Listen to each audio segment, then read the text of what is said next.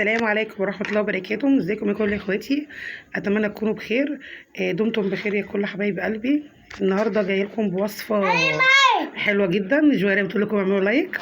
هو رز بشعرية وشوية حوايج كده من بتاعة الفراخ. انا متعودة ان انا اجيب مثلا اديت 4 فرخات ولا 3 فرخات حلوين، بشيل منهم الجناحات والازوار والرجول والكلام ده، بحطهم في كيس وبعملهم اكله لوحدها. فعملتهم النهارده باكله تحفة التحف مع بطاطس بقى كده، والتتبيله رائعه جامدة جامدة. جواريه بتقول لكم جامده جامده.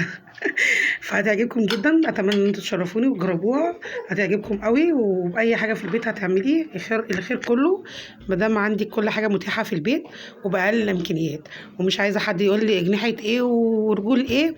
لا يا جماعه، الرجول ديت اقسم برب العزه لعيبه كوره كبار. ماشي يا روح.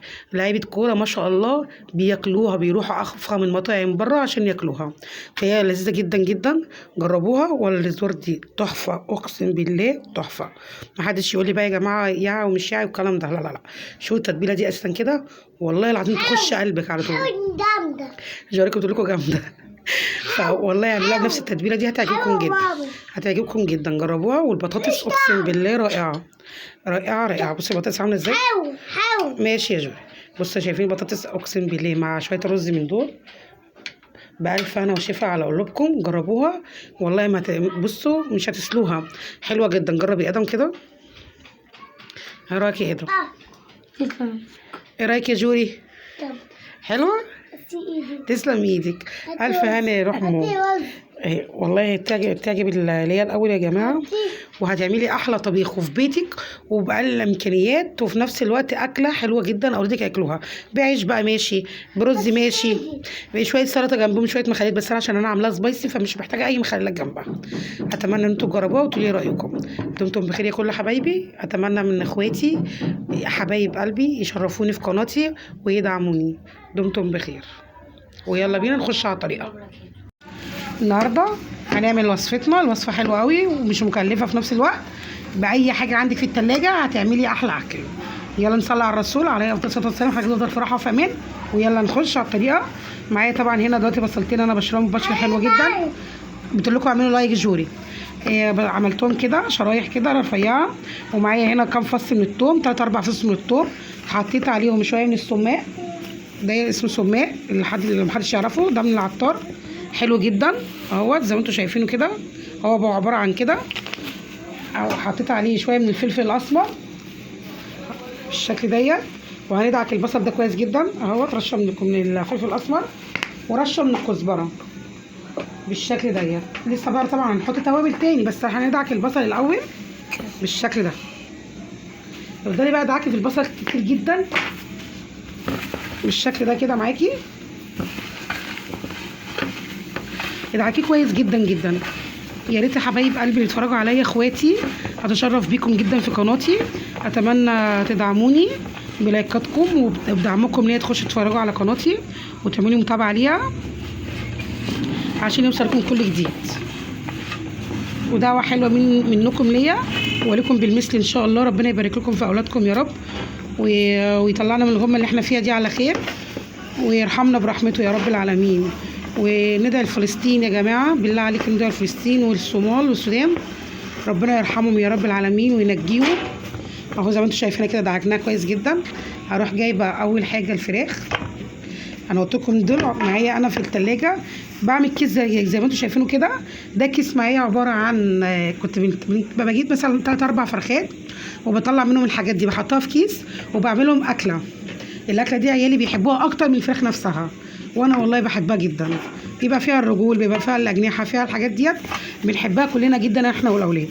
هدعك بقى كويس جدا جدا. هكتر برده الفلفل الاسمر شويه في الوصفه ديت.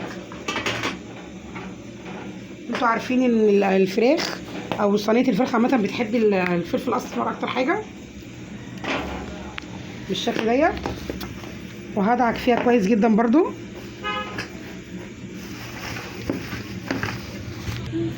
هنا اهو بعد ما دعكناها كويس جدا البصل بالثوم بالفلفل والحاجات اللي فيها ديت بالشكل ده زي ما انتم شايفين كده. هنجيب بقى البطاطس هنحطها هنا احلى صينيه بطاطس هتعمليها، وفي نفس الوقت مش مكلفه، وبكل اي حاجه هتمشي معاك. يعني لو حتى ما فيش حاجه زي ما انا عملتها بالاجنحه والحاجات دي، بالوراك هتبقى جميله، بالبانيه هتبقى اجمل. يعني اي حاجه، ما توقفيش حياتك على اي حاجه من غير اي لحوم، والله هتبقى جميله جميله جميله. قلت لكم اعملوا لايك اهو بالشكل ديت. هنحط بقى التركايه ديت حلوه جدا. ايه هي؟ الجزر ده انا بشرحها صغيره خالص اهو زي ما انتم شايفينه، جزرايه او جزرتين، وقرنين فلفل سبايسي، لو انتوا ممكن تستغنوا عن الفلفل سبايسي عادي. اهي التركايه بتاعت الجزر ديت بتدي طعم لصينيه البطاطس رهيبه. خلاص يا جوري بالشكل ده. هقلب ده كله كويس جدا بالشكل ديت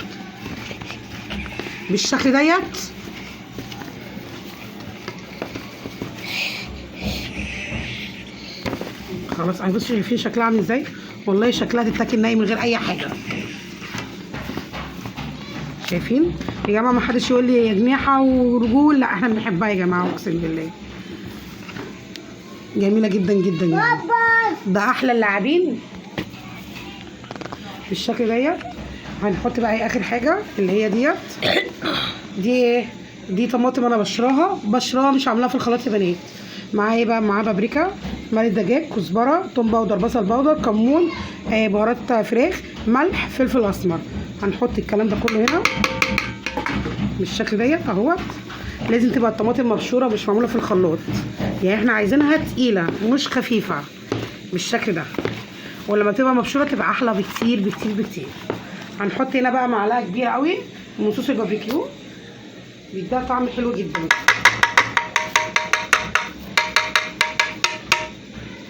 صوص الباربيكيو ده طعمه حلو جدا مع صينيه البطاطس.